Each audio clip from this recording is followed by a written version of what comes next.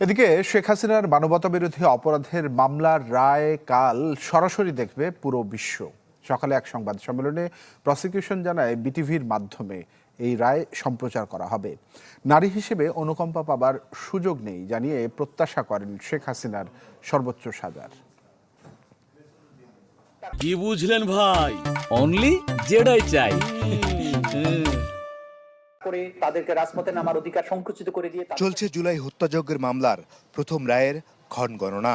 সোমবার ঘোষণা হবে পলাতক সাবেক প্রধানমন্ত্রী ও আওয়ামী লীগের সভাপতি শেখ হাসিনার মানবতা বিরোধী অপরাধ মামলার রায়, যেখানে দৃষ্টি এখন সবার। কি সাজা হতে পারে জুলাই হত্যাযজ্ঞ চালানোর নির্দেশদাতা শেখ হাসিনা ও তার মন্ত্রিসভার প্রভাবশালী মন্ত্রী আসাদুজ্জামান খান কামালের? এমন একটি বিচার যে বিচারে প্রসিকিউশন জানায় সোমবার শেখ হাসিনার রায় সরাসরি সম্প্রচার করবে বিটিভি ও রয়টার্স। সেই সাথে ট্রাইব্যুনালের